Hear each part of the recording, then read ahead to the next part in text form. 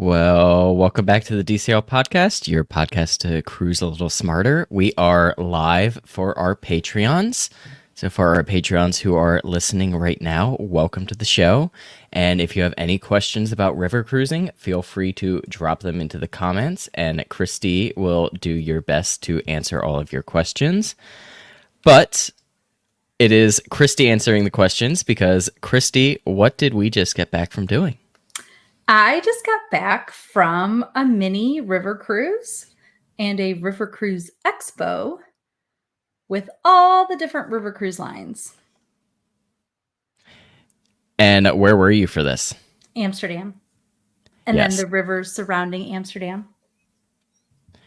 Yes, so we're very excited to share this. Lots of people have already sent lots of questions and asked lots of questions while she was on this trip. So we're going to break this down and talk all about river cruising today. And this is exciting because I think Christy can speak to some brands that probably weren't on any of our radars before, or may not even be super well known. So you may just get some cool new ideas for some different river cruises to check out for your next vacation. Yeah, I look forward. I am really tired. I don't know what I was thinking earlier today when I wasn't very tired. And I suggested the comment that just came through when I suggested we record today so that while it's fresh in mind, but now. Yesterday she woke up in Amsterdam, so. Yeah.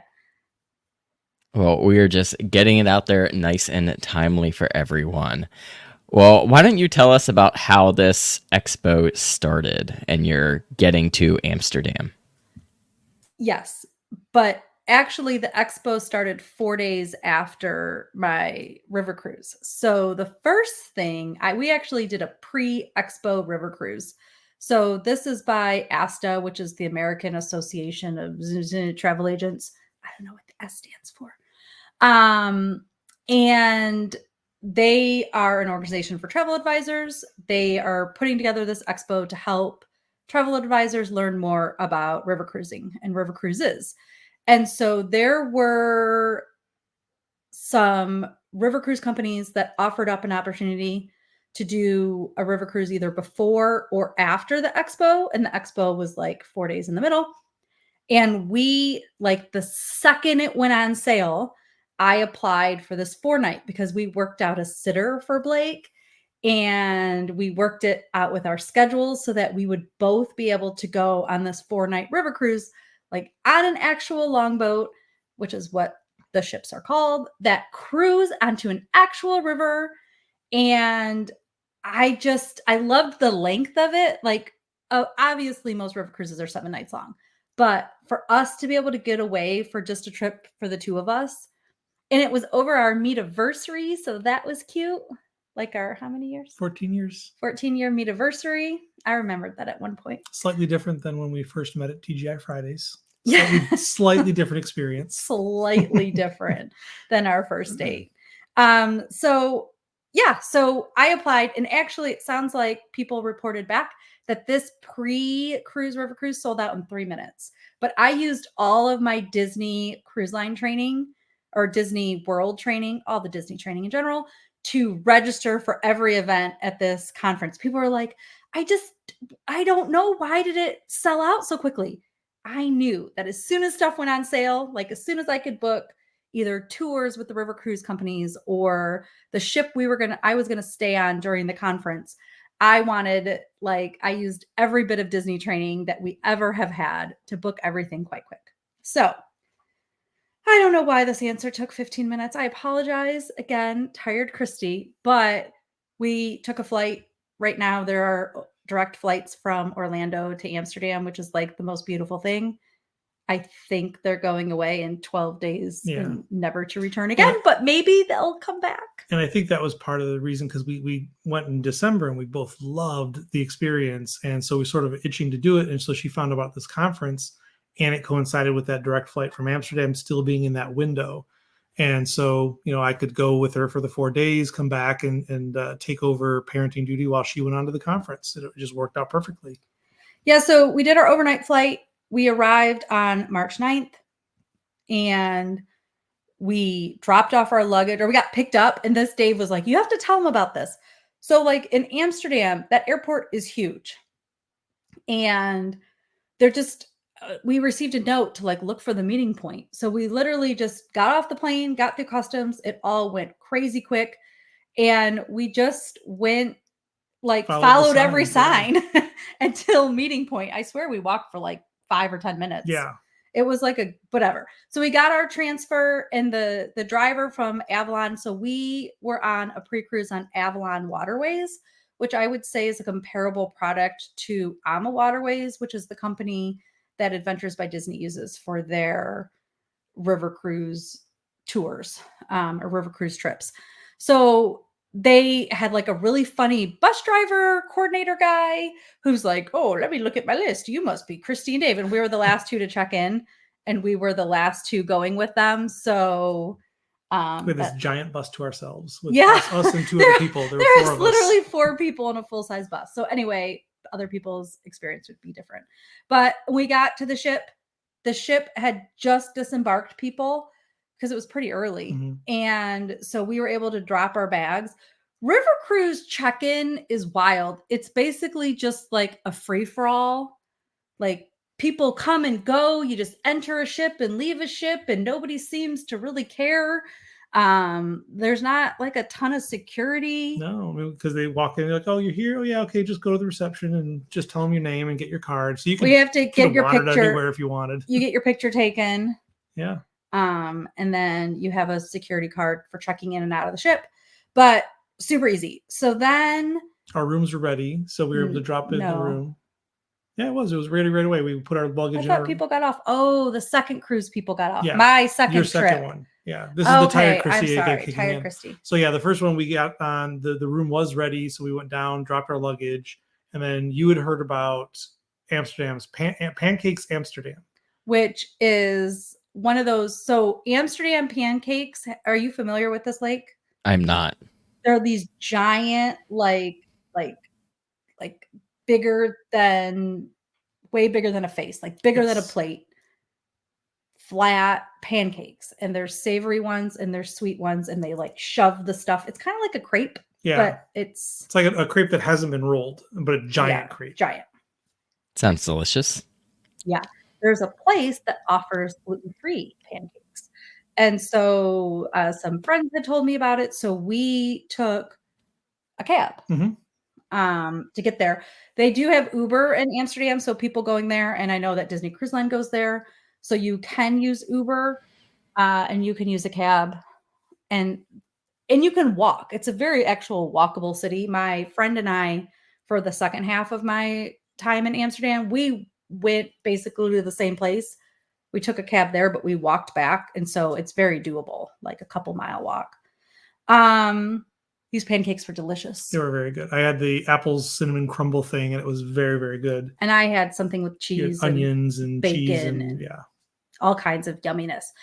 And then we were in the canals. So Amsterdam, fun fact, has 254 bridges. And over those bridges are canals. And also fun fact, most people ride bicycles. There are way more bicycles than people in Amsterdam. And I almost got run over by a bike like on the second half of the trip, just because all of a sudden you're in a bike lane and you don't even realize. So I don't know. Yeah. Whatever. You have to watch out for that. You really have to watch, because they go everywhere and they zoom, and they will get very mad at you if you don't follow the rules. Some of them are cute and like ring a bell and they're just like, hello, don't forget we're here. Gonna run you over in a minute. So anyway, so we had Pancakes Amsterdam, and then I had to attend a class that day as part of my expo business, and that was fine. So we did that. And then I also, when I checked in, I did get a letter saying that I had to meet with the allergy team at 5-ish. And there was like a room in the back, and they had the hotel manager, the maitre d', which is like the restaurant manager, and the chef. And I walked in, and they have a list of everybody with an allergy. And actually some of the other lines do this as well. and my face, because, you know, I had a security face picture, like security photo taken. And the hotel manager actually, I went to sit down and he's like, "Oh, yes, you are celiac." And I'm just like, why do you have all the faces memorized? It's not even a week-long cruise. It was just, the service is amazing. And this is one of the things I wanted to point out. The service on these river cruise companies is, I would say, better than Disney Cruise Line overall. Just everybody learns you so quickly. And this was a 4-night cruise. Like, they didn't need to learn anything really about us on a 4-night cruise. And on my second half, the same thing. The maitre d' that we had that took our orders for the allergy, because my friend and I were both celiac, she like knew exactly what we wanted, took care of us every day. Like, this service, it was 4 nights, each of them. They didn't have to do this. And this is the service they provide for everybody. It's just like a level of attention to detail, and yeah. So we'll talk to you about some other crew members, because that made like the cruises really special too. But just like a really phenomenal experience. If people love interacting with Disney Cruise Line crew, you have to go on a river cruise. Yeah. Because it's so much better. They're very friendly. They're very open. They genuinely want to be there. It feels like they genuinely enjoy what they do. And that definitely comes through. And their contract is forever. Like, they were going to be on for 3 weeks or something like that. Then they were going to have, or 6 weeks. Then they had like 3 weeks off.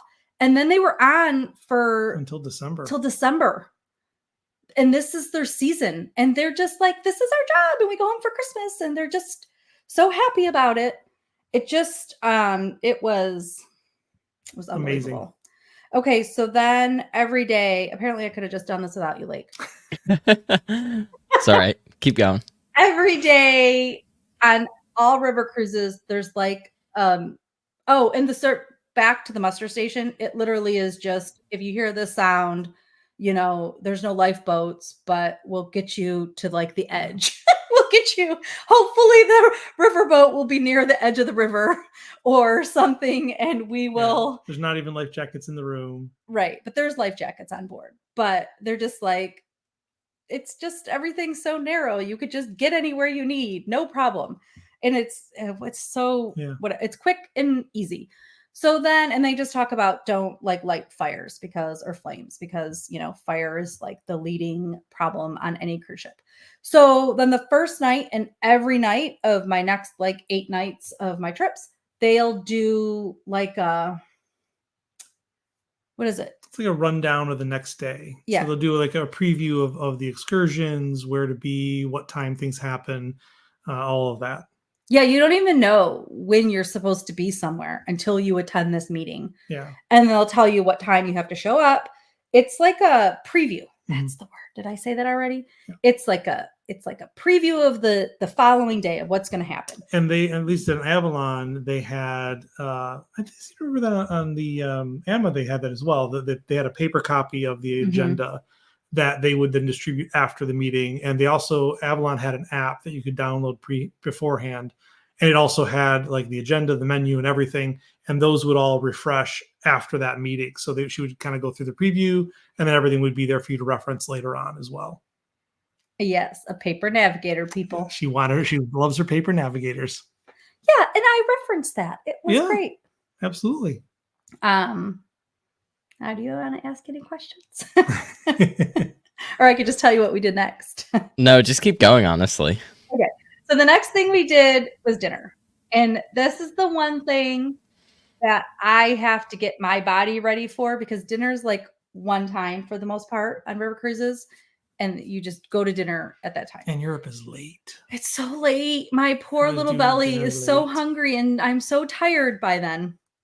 So like 7:30, between 7 and 7:30, I would say, is when dinner was most nights. And I think on this day I did ask for a canapé or a little sandwich or something. Yes. Because we had like that lunch, but we'd also been up almost all night. And then it was going to be like 7:30 for dinner. So I did ask for a gluten-free sandwich, which Avalon provided me no problem. And most cruise lines include, or these river cruise companies, like there's different levels, right? Like there's the lower level, which would be maybe like a mass market cruise line. And even the lower levels typically include beer and wine with your meals. And then there's like what Disney, maybe they would be a premium cruise line, like an Avalon or an Ama, and they include more, plus usually a cocktail hour, which can occur at any time, like randomly throughout. Sometimes on our last cruise, it was like at 9 p.m. And then, but you could still get beer, wine, and like bubbles, champagne or whatever, Prosecco, with lunch and dinner. And then some cruise lines, like maybe the more luxury cruise lines, would include like all cocktails. And then there was one joke I made with one guy that there was like a top shelf, and literally the top shelf of the top shelf wasn't included in the included cocktails.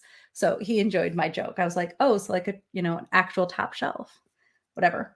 So you had to pay extra for the top shelf. But so we had a happy hour at some point during this night, and that was fine. And then we had dinner. All the dinners were really good. They were really good. Multiple courses. They could easily accommodate gluten-free. They would basically just be like, yep, this is gluten-free, this is gluten-free, this is gluten-free. And they recommended for that, when you had that meeting to begin with, they said, pick a server, and whoever you get the first night, just stick with that server. So that was, and we walked in to dinner. And we were kind of first, like not truly first, but kind of first. And first on the half of the restaurant we went to. And Christy said, who's the best one? And this one server, Adi, said, well, you're the customer, you're the guest, you're the best one. And she's like, you win, you get us. What table is yours? And man, she took care of us for those 4 days. Great. She was so great. She was really great. And then Marabella was the kind of maitre d', and she also was very receptive to feedback you gave her and to making sure you were taken care of. Yeah, and just really nice. I saw Marabella on the next cruise, and she gave me a big hug. And it was just like, these people, they're like family now. You just like want to just like see them every month to see how they're doing and get updates. It's just, they're so good. So good dinner, regular drinks. There would be evening entertainment. I don't know if there was that night. We went to bed. There was a dance party because the cruise director, who did the preview, said something about make sure you bring your dance shoes, and we were kind of like, yeah, that's not happening. We're going to bed. But there was some sort of entertainment that night. I just don't know what it was. Yeah, I don't know either. Some sort of music, some sort of party. So then the next day we woke up. I think we had to be out ready at 9 o'clock, and we did an Amsterdam canal cruise. And there were different canal cruises. Like if you wanted to book it on your own, you could book some that had alcohol. And even at 9 a.m, there were like river cruises going with alcohol. The city of Amsterdam does not wake up at that hour. There's many less bicycles to run you over. Especially because that was also Sunday. Oh, yeah. And so that also affected things. And they'd said, it's a little quiet in the morning, especially. Which is but great especially for us. on Sunday. Yeah, which was awesome for us. These canal cruises, this is our second time. And I would go again. You learn something new. Your guides like tell it in a different story. And each of the canal cruises have a guide that's going to help you sort through things. And I feel like somebody said that in Amsterdam, you have to have one guide for every 15 people. Like it's an Amsterdam rule or law, which is just a very random thing to make a law about. And she was just so good at just explaining the history.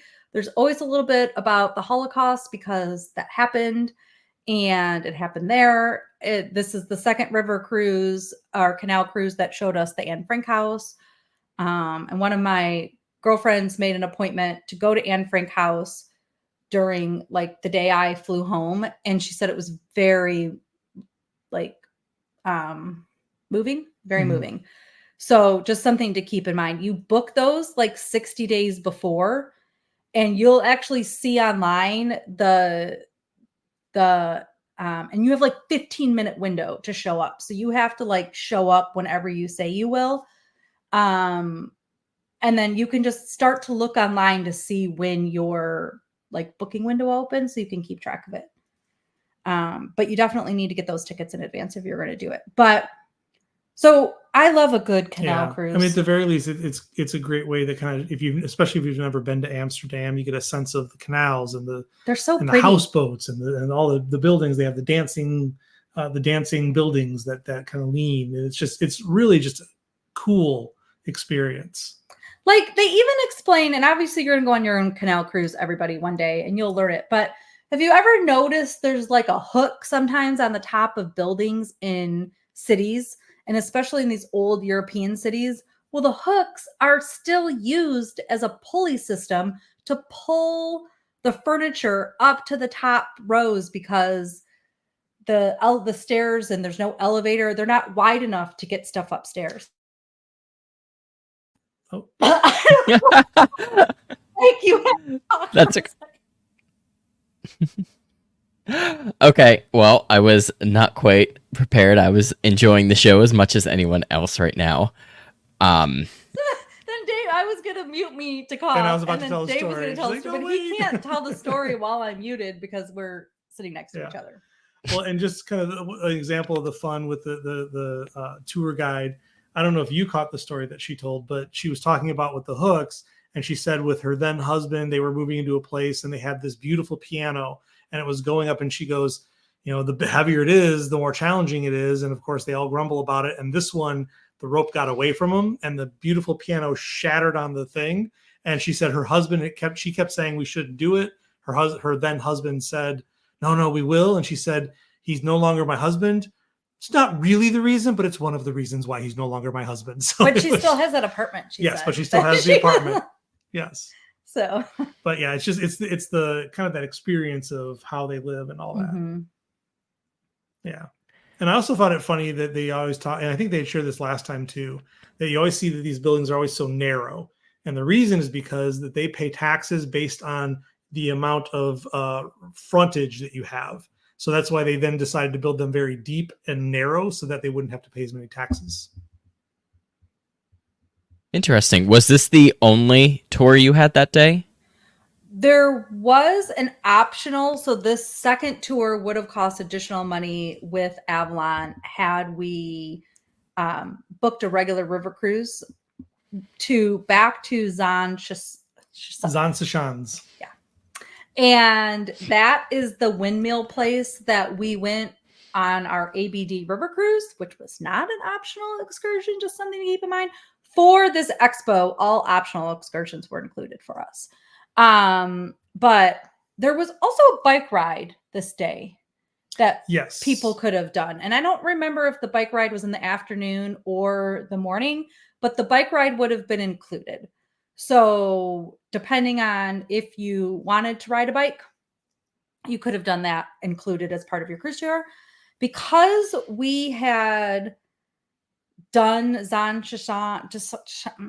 Shishans, and everybody can, throw things at your microphone. Because we had just done it in December, we opted not to do it again. I think the weather was a little bit questionable this day. The thing with Amsterdam is we learned it's very temperate. It's almost always very similar weather of dreary and rainy. Like and between like 40s and 50s. And this is almost always the weather. Yeah, it's always like Seattle and just that rainy, damp weather. Very windy. Like we wore hats several times throughout the trip just because the wind would bite so hard. But we actually had sun a couple of times, a couple of times during our version. And then the second half of my trip, we had sun too. So that was the only excursion. We did not go to the second one. We took the biggest nap, the biggest, most beautiful river cruise nap. And that made all the difference. Then on this night at happy hour, the Avalon happy hour bar, in my opinion, was pretty good. So I feel like it was better almost. Yeah, I would go with better.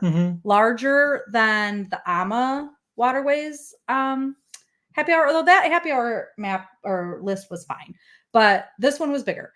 And we made a bartender friend, and he made me some drinks. Mm-hmm. So then for the next 4 days, and like he had already been giving us wine and Coke and stuff at dinner and champagne the first day. There's always like champagne toast at the beginning of a river cruise. And so, and then my drinks were getting stronger. And he was like, well, I can, you can get the drink as designed, but then you can get an extra shot or, a cocktail that you might want on the side by itself. And then you just pour it into the other Mix drink. and match. So yeah, we had the drinks. Oh, and on our river cruise, on our meeting, the nighttime meeting, the captain told us, or the cruise director probably more likely, told us that we were going to go through 2 locks because our ship was finally going to move this night, and that we would go through 2 locks, and like one of them was going to be at like 12:30. And I'm like, we're not going to see those 12:30 locks. But then our bartender friend gave me the drinks. And the drinks tend to keep you up. They tend to keep me awake. And that combined with the jet lag, obviously we were still not quite adjusted. We happened to be up. I think it was like 11:30 or something, or 11:45. And you're like, oh, I think we're going to go through locks soon. And then you can like hear a ship when it's going to start to go through a lock.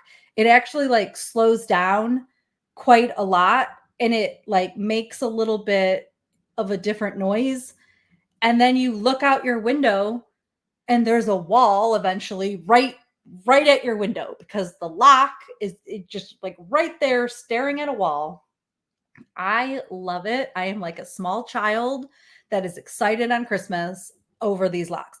So then we had like gone through the one, and I was so wired because of being excited about the locks that then we were making it through the second lock. So we stayed up very late. Yeah, I think it was like 1:30, I think, before we went to bed. Yeah, and you were able to just go in and she was like touching the wall. Yeah, you're not supposed to do that, but she's like touching the wall. Well, you're not supposed to like lean over Right. so that your head gets cut off when the ship is like entering that would be bad. the lock. That would be bad. They don't really tell you not to touch the wall, although there could be anything in there. I went and washed my hands after. Yeah. If anybody knows me, you went and washed my hands after. Any questions for us, Lake? Yeah, could we actually turn it back towards the ship for just a moment and talk about what you thought on, well, first off, what ship you were on for, it was Avalon, right? And then how did that compare to the Ama Lucia, which was what you were on for your ABD in December? Yeah. With the memory. Yes, we were on the Avalon Passion, and it is basically the exact same ship as the Ama Lucia. Like, slight differences in design. Oh, yeah, because they are designed differently, because Avalon Ama Waterways does French balconies and a full go outside and sit outside balcony. Avalon says we are going to give you this space and actually allow you to have it in your cabin, because most of the time the weather is probably not sit outside anyway. And there's huge, like, what was it, like 12 foot or 7 foot, I think. 7 foot. Yeah. Something was 12 foot. Maybe. Oh, the height. The ceiling was 12 feet. Yeah. Windows that you could open like a French balcony, and there's a bar. And so you could open it all the way. So you could, and there were chairs. So you could like be like you're looking out. And then the other major difference is, but like the size of the ship, but otherwise it's almost exactly the same. The other major difference is Avalon prides themselves in having all the beds face the water, so that if you're laying in bed, you can actually watch the castles go by, or which was super cool. The lock in our case. The lock and the lights. And it was really cool to kind of just be in bed and watching the world go by. It was very nice. And so, and then Ama had a chef's table, which is included in the back of the ship. And this one, because I said it's almost the same layout, this one had like a club lounge. Yeah, a lounge. A lounge anybody could go to. And it had like board games and like seating areas. It almost looked like it was like a patio. Yeah. But it was inside. And it had like coffee and, stuff like that back then. Water, snacks. They had water fill stations, which was nice at there and in the bar area that you could go. fill up your water bottles if you want to before you go on your excursion. So that was really nice. They all have those really nice coffee makers too. So you can make like espresso latte or cappuccino or hot chocolate. Hot chocolate. Yeah, the overall layout was basically the same of the ship itself. Like I did like the room, and you said, like you pointed out, the bathrooms were bigger. It felt like on Avalon than it was on Amma. Yeah, the shower, I even felt like everything felt a little bit bigger and then my next ship was Amma that I did the second half of my trip on. And so I had a direct comparison. And I would say the bathrooms did feel a little bit bigger still on Avalon. Go ahead. Avalon was more modern. And actually the president of Avalon was on our ship because, it was a travel agent training, blah, blah, blah. And she talked to us a few times and she's like, look, we're all kind of similar, especially in the same class or whatever. She's like, but then you have to look at the decor. Like if you want a really like flowery, gardeny, over the top experience, this is not going to be for you. If this is too pared down, then this is not for you. And I love just her way of like looking at it. But it was, I would say, more modern, more clean lines. Yeah, it's almost like staying at like a Hilton or something like that. Very, very, like you said, modern, contemporary type of look. Yeah. I did feel, though, going back to what you're saying about modern, not necessarily in the technology standpoint. I mean, they had, the TVs and all that. But for example, on Amma, we had regular Americanized plugs.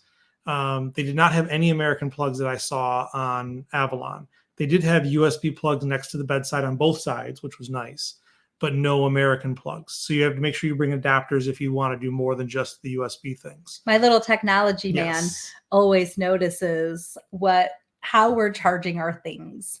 But yes, even on my Amma ship that I was on for the second half of my trip, we had actual like plugs where I could plug in my American plug. Yep. And then the other thing that we noticed, which don't know if it was Avalon in general or just this ship maybe is a little older, is we felt it was much noisier than Amma was when we were on Amma. Now, that being said, we were on the third floor on Amma and the second floor on Avalon, and I overheard some people saying that they were talking about how the second floor seemed really noisy, and someone said the first floor was even noisier, and it almost seemed to be less noisy the higher you got. So I'm not sure, but I felt it was way noisier on this ship. But then I went on Amma, and I could hear every noise and every creak and every step, and it was driving me crazy. Yeah. So who knows? Very cool. Well, where did the ship take you for your second day? Or I guess your third day, technically. Yeah. You want to give a go at trying to say it? Yeah. Nijmegen. Ooh, I sort of did it. Yeah. Knee. No, not. Knee. I think it's knee. No, because I would have phonetically written that out. So Nijmegen. Nijmegen. Because this is a G in real life. Right.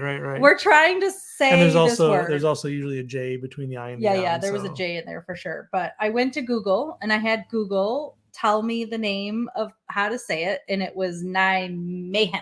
Yeah. But there's like more in the Dutch. A lot of the tour guides made fun of their their glottal, clearing your throat pronunciations. And everybody in the Netherlands speaks English because it is required that they learn it in school. To the point where they actually heard them say that some people said it. Some in the government are worried about Dutch being a lost language because a lot of the younger generations aren't speaking it because they learn English and that's what they stick with. So that was interesting too. They're trying to encourage the young people to try and speak Dutch more. This day was very rainy, like very watery. And I had a class from 9 to 11. So I did that. Dave played video games in the cabin. And then we were supposed to do a bike tour to like a nature preserve. And I think there were e-bikes involved. And then, the meeting at the day before, they said it was 18 miles of this bike tour. 3 hours. And 3 hours. Already Christy was like, this is a bit more than I thought. She's not a big bike rider, and it's like I can ride a bike. I just don't enjoy it's it. Not her preferred thing. Yeah. So I was like, what? But I wanted to do a bike tour, right? Because it's included and it's a thing and it was offered. But then it was raining really badly. And it was an 18-mile, 3 hours. So we bailed on that. We were like, can we not do this? And she's like, yes. So they also had, which I didn't ask if I could add in. We chose not to. They had a pub tour, like where you could pub crawl. And then they had a like a walking tour. Mm-hmm. And we did nothing. We opted to just do nothing. Apparently, because we stayed up and my new friendly bartender made me very strong drinks and gave me lots of wine at dinner. And we stayed up to the wee hours watching the locks. I was tired. We took a hard nap. So we took a very big nap. And I'm not a napper. Yeah. And I definitely took some nap. And it got to the point where each of us would wake up independently, look at the other, go, oh, still sleeping? I guess we're still napping, and go right back to sleep. So, and then that day the rain like lightened up and it was maybe like 4:00 and we were parked in the city. So we were like, we have to go to it. Like we have to walk off of the ship and see something. So we took our provided umbrellas because these river cruise companies almost always have like a big umbrella in the cabins for you, like several of them. And we walked into the town, or we walked off the ship first, and somebody said, walk up this hill. So we were like, okay. And we walked up, like somebody from the cruise.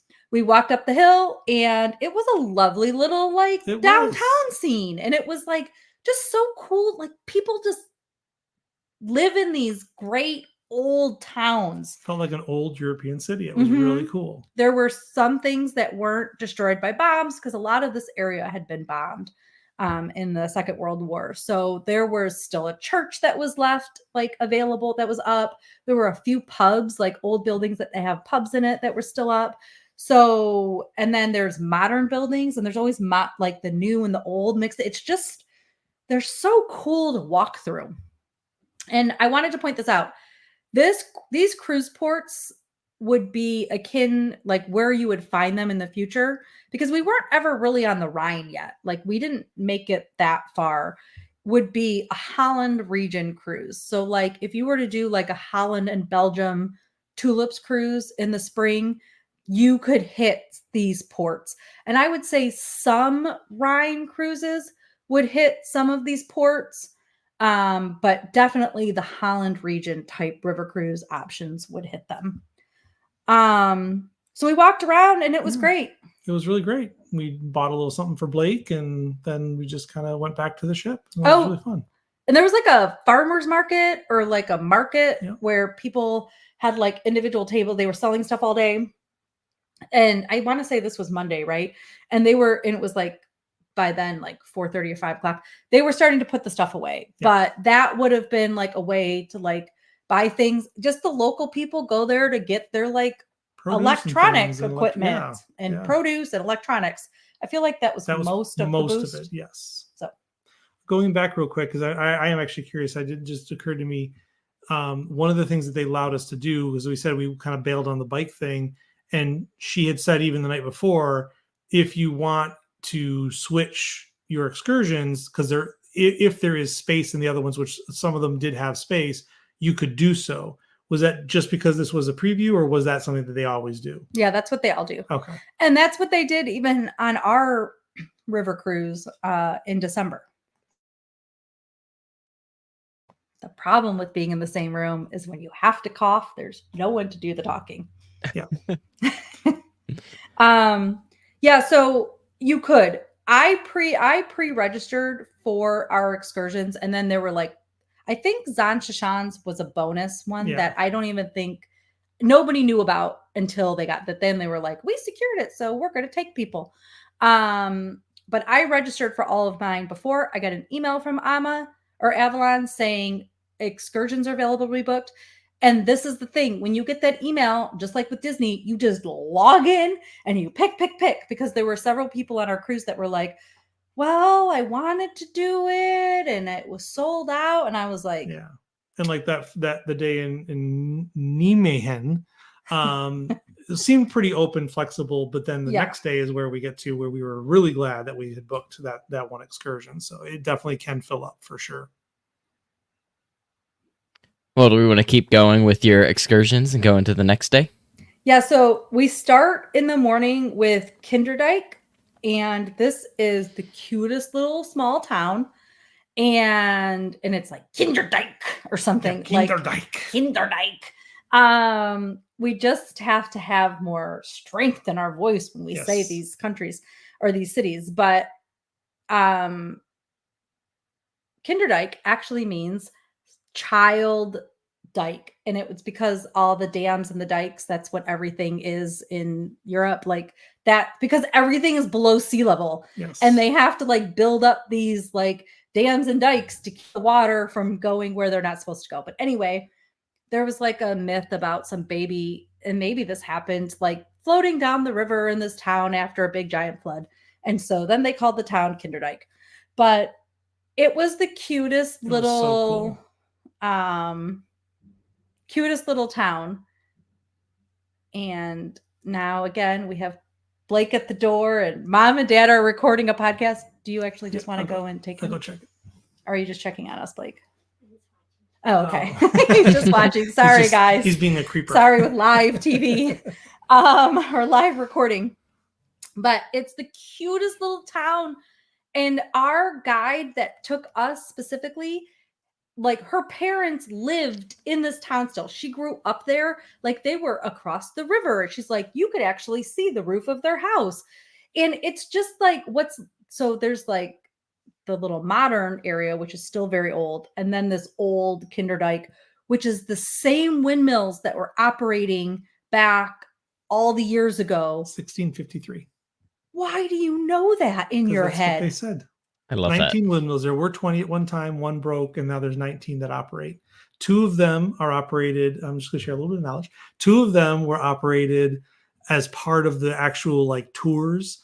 So they said that these are all windmills that people lived in, that they would volunteer, they would get certified, and they would live in. A lot of them had other jobs, like they'd be attorneys or whatever, and they come in the weekends and they would just operate and maintain the windmills. 2 of them were specific to the actual museum-ish, whatever you want to call it. So those people, the now visitor, like where the visitors would come and see. Exactly. And so the people that operated those ones, that was their job. It's just operating those particular windmills, and that we got to see one of them and go up into it. So that was really a fun, cool experience. And 2 of the workers, like literally still wearing their clog. One of the guys did. The other guy didn't. Their clog shoes, like their wooden shoes, which apparently are comfortable and keep the water out. And there's the mud out, and it keeps better traction. There was something else about them and we saw him climb. Like we actually saw one of them. He unfurled the windmill that we went into to let it run. And he's like climbing, no nets, no harnesses, climbing up the thing, doing the tarp. Oh yeah, because they had to like fix the tarp. Also, because it's so windy, everything blows away. And they also like have to set up the wind in a certain direction so that it all does the things it's supposed to do. It was fascinating. Oh, and apparently one of the women that we met on the trip said that in their tour they shared that if any ladies are interested, Bjorn is single. He was one of the windmill operators, and the other one like lived in the adjacent windmill with his family, and like he like comes over to do his job. Yeah. It was very cool. It was a very cool experience. And I found this interesting. They had 3 different areas that they pointed out were toilets. 2 of them were free. The one in the gift shop was not. So like the public toilets to use during the tour. Yeah. Not in the windmill. Not in the windmill, no. No. Yeah, so and this is all like this like tiny little windmill town was a 5-minute or 6-minute walk up a marsh and up a dike, across a dike, I guess, to the windmill farm from the ship. Like, it's like the ship just like pulled into a farm somewhere type of thing. It just is so random. Stopped and you're like, oh, go over a hill and look, there's this huge thing. Yeah. So I want to say maybe all that started at like 10.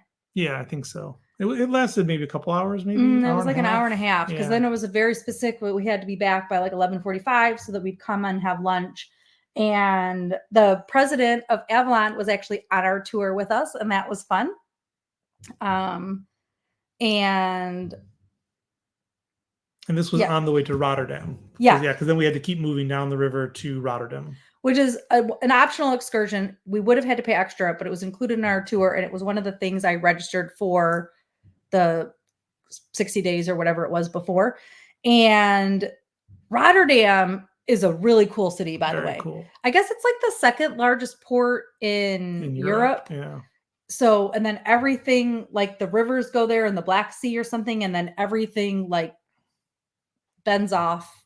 These are not the right words. It's like a hub. Yes. Yeah.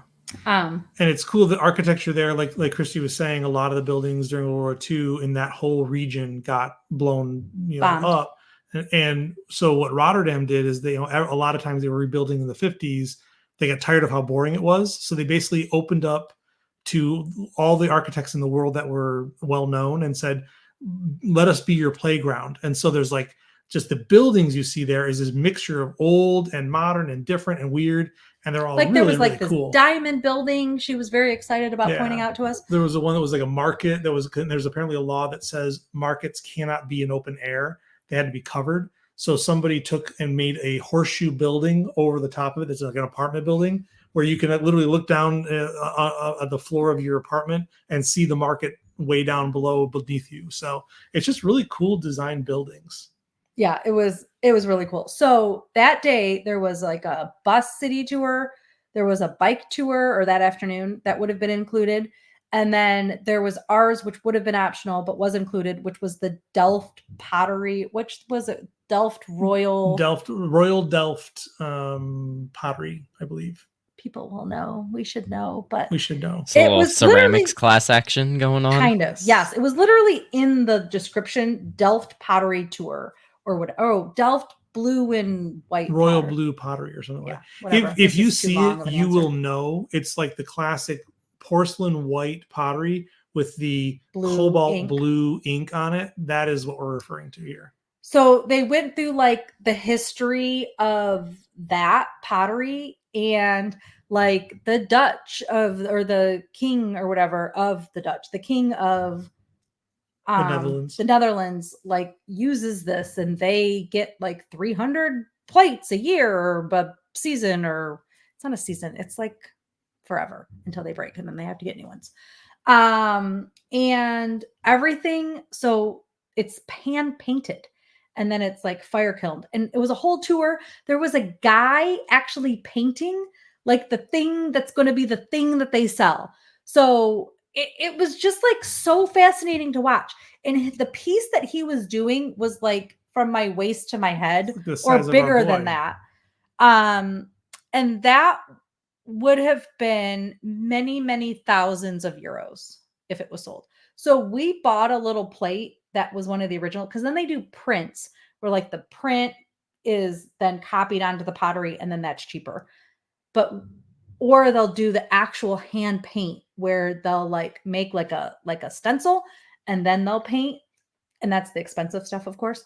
We bought like a little tiny like jewelry dish that is smaller than the palm of my hand, and it was 100 euro. But like we had to buy it because it was so cool watching it all being made and being in this environment. And like we were just like, we need this memory. But we also then got to paint. And actually, Dave made friends, and then everybody remembered me for like that was on this tour that would see us the next days, because you were so supportive, so affirming of everybody's painting and how great they did.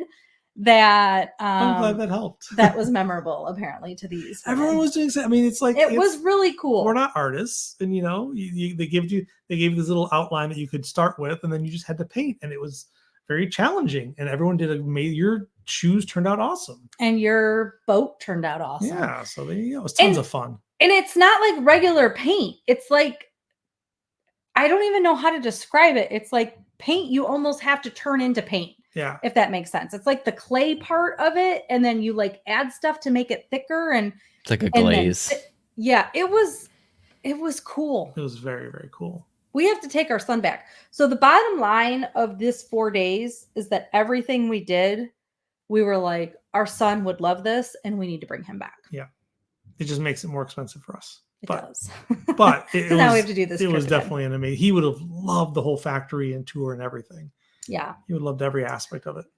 Oh, so then it's time to leave and we get into the bus and to drive back. And the driver and the guide are talking to each other. And she's like, okay, so look, here's where we're at. There's some major accident on the highway. So our driver is going to try to get us back. And he's not sure it's going to work. It was the coolest bus ride ever. So cool. Because we literally were in little tiny villages. So we got to see these like crazy original houses that didn't get bombed and that, oh my God, it was so cool. There was one little like bridge we went through in like a gate that had something to do with floods and on a dam. There was like a dam, but on the road, I was a little bit confused by that. And he's like, okay, we're going to see, because we had a front rowish seat. And he's like, we're going to see if we can make this. And he like drove through these like this very narrow, it was like being maybe on an inch on either side that he squeezed through. It was very tight. It was like being in our own lock because that's how close you are to the walls and stuff like that. It was just like, it was really cool. It was like the back way to get there. And it was just like the best experience of seeing the countryside and those little villages. And so that's what the thing is. You just never actually know what your experience is going to be. And this is also why you could literally do the same tour over and over again and get a different experience, because your guide is going to be different. And the local guide will be different. It's so cool. Yeah. All right. So there was one more kind of cool thing to talk about, which I guess was entertainment. I don't know if that's not the cool part yet, but there was another lock, I think this night or the night before. And so we went through another lock and it was very cool. But like there was the one night of dancing of something that we didn't go to because that was the first night we went to sleep. Then there was a DJ one of the nights, and then there was a band. The band was very good, and we all band was really good. They did like more happy hour 70s, 80s, and early 90s music. And it was really good. It was really enjoyable. And then that was the funny part where after it was between the locks, we stopped and Christy's like, because she was up watching the locks and doing all these things. And at first we were like, well, are we going to a lock? Because it's like the same slow down environment. I actually posted this in my stories and I'll make it a highlight so people can see it later.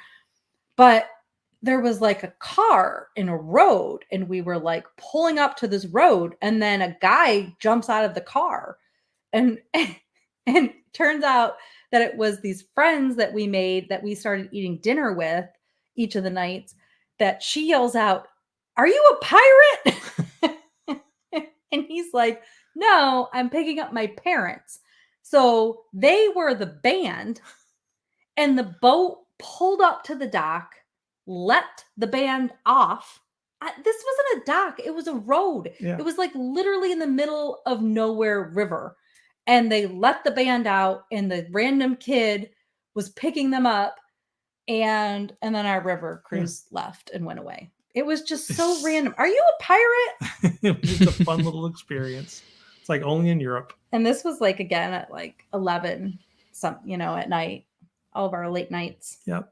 And then I forget what the last night was. I forget what they had there, but we didn't go to that one either. We went to the DJ, went to the band. We didn't go to the first or the last night's entertainment, but they had entertainment like every single night.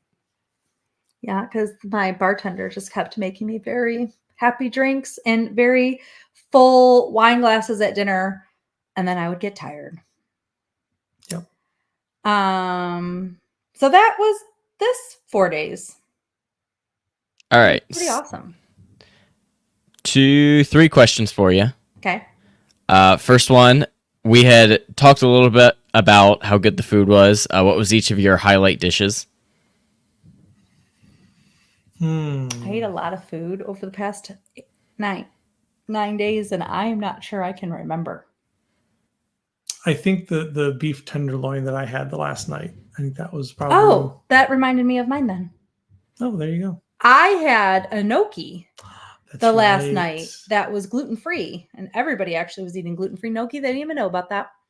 And that was good. And I also believe that was the night that I ordered like multiple things because there just kept being so many options of yumminess. Yes. Oh yeah, because it was like the caprese salad and all these different things. Yeah, and you're like, I'm just gonna have all these things. Yeah, I think my beef tenderloin was really good. Although it was interesting because it did taste different.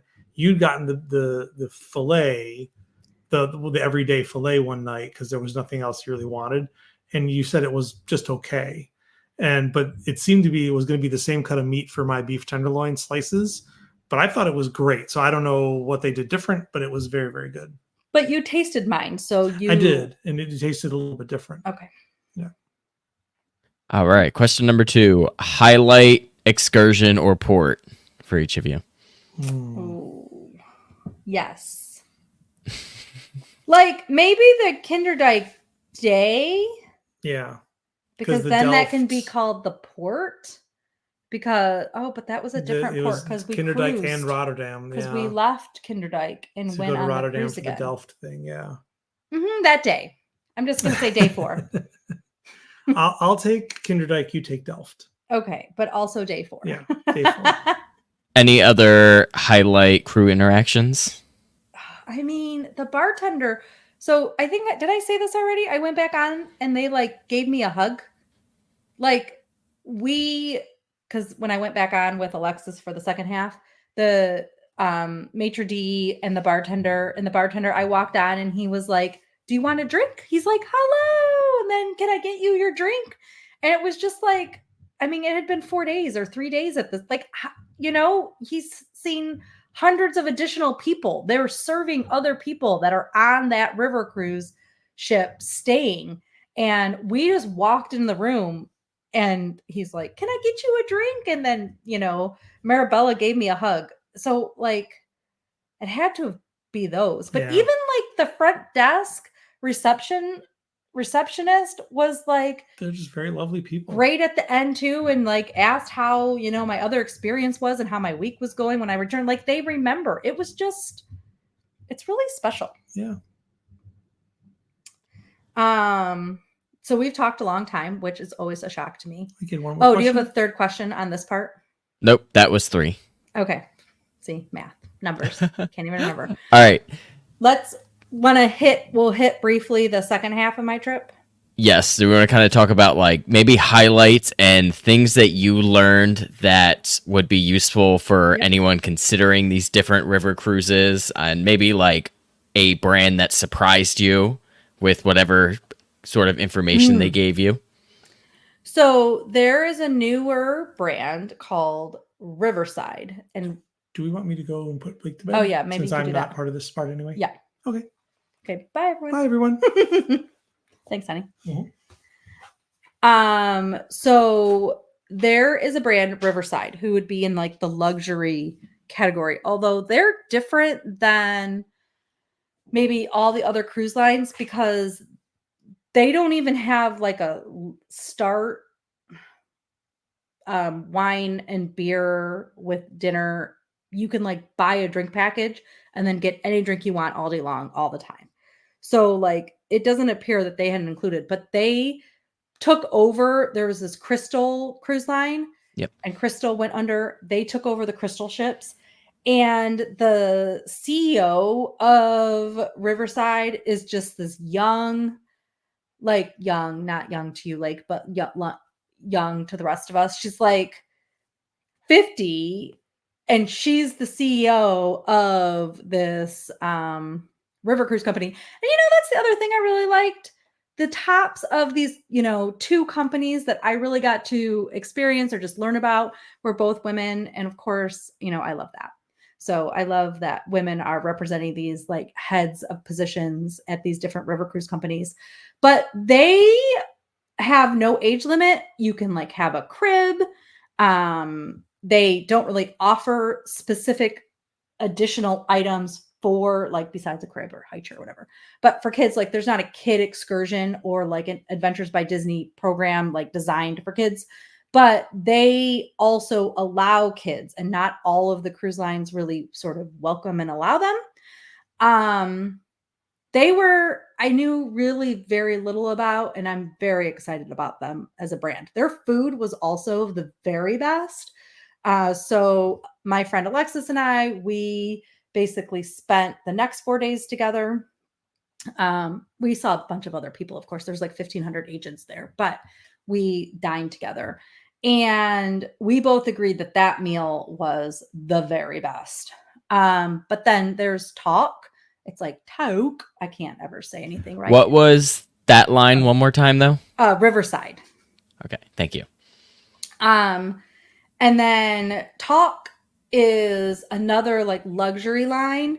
And we would say that on an allergy perspective, and I ate on like 9 different ships throughout the second 4 days, maybe 10 if you count whatever, a bunch of different ships.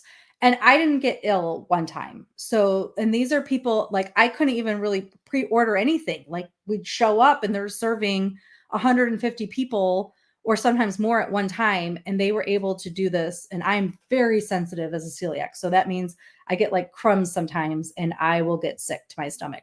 And sometimes we don't even know how it's making me sick. But I had no issues with that for the whole 4 days that I was there, which is huge. We thought the Talk, and I'm not saying it quite right, but please give me some grace, guys, because I'm tired. But we thought they did the best right when we got there of just saying, yep, allergy, I've got this. Here's what you can have. Here's the menu.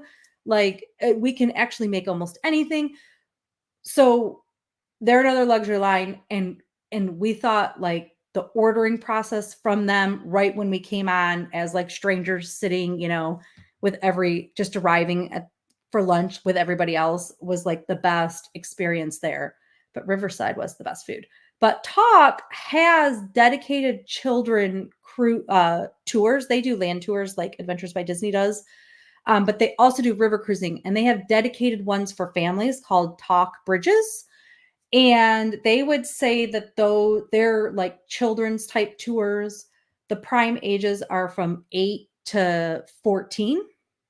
So if you have children between 8 and 14 and you want to try a line that is different, or maybe the dates don't line up with Disney Cruise Line, you could try them. And it's a company that we are going to look at potentially trying in the future as well. So I had already known that about Talk, that they had children's programs, but seeing the ships too, their ship is gorgeous. And they are also the ship that gave us Veuve. Is that how you say it? That champagne? The one with the yellow label? The Veuve? I don't know. Again, people will know. Diane will be like, Christy, how do you not know how to say it? I think it is Veuve. Just like really high-end champagne that was just included. And they had like a big oyster bar. People really loved that oyster bar. So yeah, just every one of their liquors that they have on board is just included. So I liked that as well.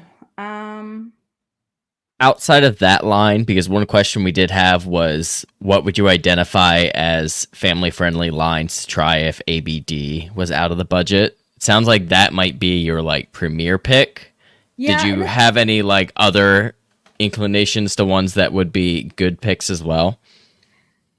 Yeah, so Talk is like I've been reviewing prices because selfishly for my own self, I've been trying to figure out the Patreons like oh yeah, Veuve, and I don't thanks below deck.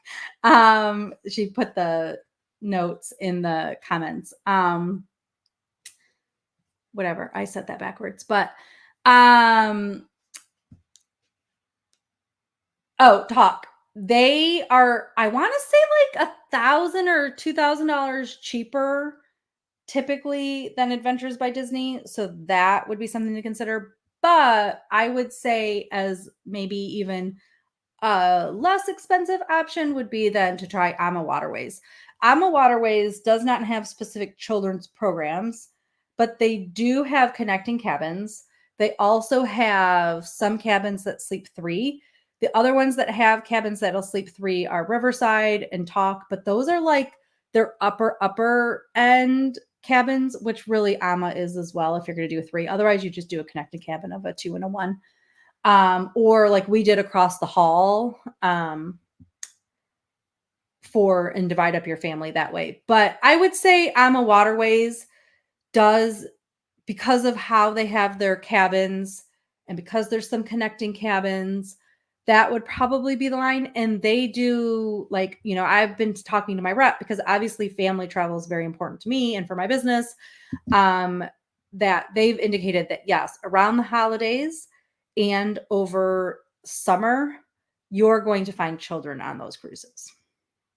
And we mentioned it earlier, but AMA Waterways is who Adventure by Disney charters through. Yes. So you would not be getting your adventure guides or the Disney touches, but you would be getting a similar ship and probably a similar itinerary.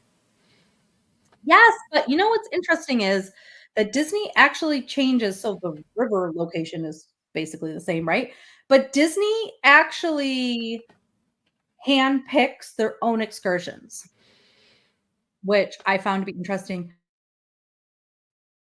because the AMA Waterways regular Rhine River Cruise that went to the same Christmas markets cruise actually goes to different ports and does different things than we did during our Rhine River Cruise. So that would be another thing to just, if you're trying to decide about a different line, just look at what the excursions are offered so that you can see how it's going to work for you. Viking, let's just talk about the elephant in the room, if you will. Viking has a really lovely ocean product. And they are what everybody would say is a marketing company that sells river cruises. And they will market, and many people listening will have received, especially as they've aged a little bit, receive marketing mail from Viking because they direct mail. And it was in like The Crown or something. I'm not sure what, but Viking is in some sort of Netflix television program. It's not really The Crown, but it's something else. And so, but they are going to provide you with a walking tour as your included excursion in every port. And it will be one excursion and it will be walking. And if you want to go bike riding or you want to do some of these other things, you need to pick a different cruise line. And the rooms are really small.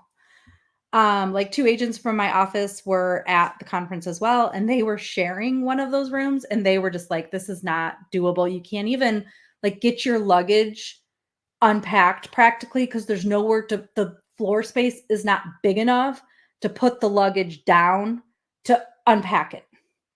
So the reality is that Viking puts about 190 passengers on their longboats, the same size longboat, because there's like locks determine the size of all these ships.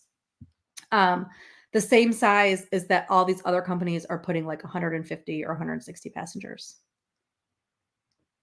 Interesting. Any other highlights or things you would want people to know out of this expo before we kind of wrap it up? Yes, so when we registered for the expo and for the expo portion, we had to register to stay on a ship. The ship was like our hotel where breakfast was included. So we ate breakfast on whatever ship. And my girlfriend, Alexis, was like, well, we listened to tours because each of the companies gave us a tour on Saturday where they basically were like, we're going to act like this is a regular river cruise and you're going to spend the day with us like this is a regular tour. So like the expo was the previous days. This Saturday was just like a regular, I'm on a river cruise. And so we listened to all the different options. And this one was going to a tulip farm. And so Lexus was like, we have to go to AMA. We have to go to the tulip farm. And I'm like, but I was just on AMA. I want to try a different ship. She's like, but the tulips. And let me just say that we picked AMA. It was a great experience. Our breakfast was lovely. Our maitre d' on that ship was absolutely amazing. She was tearing up because we were just so grateful. Like, who's not grateful to get great service? We were so thankful and grateful that she was getting emotional, which is just like these people just love their like work so much. I don't understand that, to be honest. But so we go to the tulips, and the guide that we have, it's too early for tulip season for real. But the guide that we had like shrieked because we turn this corner on this bus and there is a big, vast, like just like Field. Field. Thank you. I lose my words at the nighttime. Field of tulips that were like starting to bloom. At least the colors have come out. She like let out an audible like shriek and gasp. It was the cutest thing ever. So we got to see the tulips, and that was a highlight. And so now I need to take my family on the Holland, Belgium ABD, unless I, maybe a Talk Bridges comes up with it or something. But I want it to be geared towards kids. In the future, Adventures by Disney keeps this tour. If you are out there and you have a whole bunch of money, it is literally the most expensive river cruise you can take. In 2025, during prime tulip season, which is a mid-April. And oh my God, you guys, I got tulip history, which I'm not going to give you guys in this, but it is so cool. Like where I'm going to give you one fun fact. They put the tulip garden greenhouses where they chop off the tulips and mail them, like the ones in bloom, to the States and to places right next to the airport, so that they have the least amount of time between cutting and getting on their flight and flying to the United States. Like they cut them at 5 and at 8 o'clock, they're on a plane to the States. It's such a business. It was so cool. So mid-April is prime tulip time, but it really goes from April, like the Tulip Farms open the end of March, but it goes from like April until May. And then Adventures by Disney is doing one tour, Holland and Belgium. April, it's like the week before Easter next year, 2025. And if they bring this tour back in 2026, we are pulling Blake from school and we are taking him on it, because that tulip experience was so cool. And then he would be able to do Delft because that's being offered. And Adventures by Disney is also going to Kinderdijk. And it's like doing all the things that I absolutely loved about my 9 days. And they have put it together, plus a whole bunch, a few extra things. So if a family of 3 has an extra $27,000-ish to go, it's so expensive on this cruise. It just is like perfect, but it's so much money, but it's pretty cool. Like it would be an absolute trip of a lifetime. These tulip fields are something else. So I'm really glad that Alexis said we have to go on the ship that takes us to the tulips. That does sound really, really, really cool. Yeah.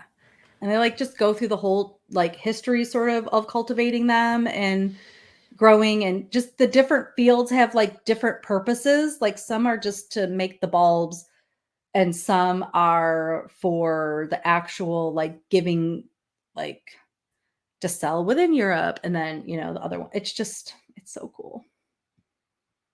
Well, this all sounds absolutely amazing. It sounds like a great cruise, great expo, and great excursion to the tulip fields. Any final thoughts before we head out of here?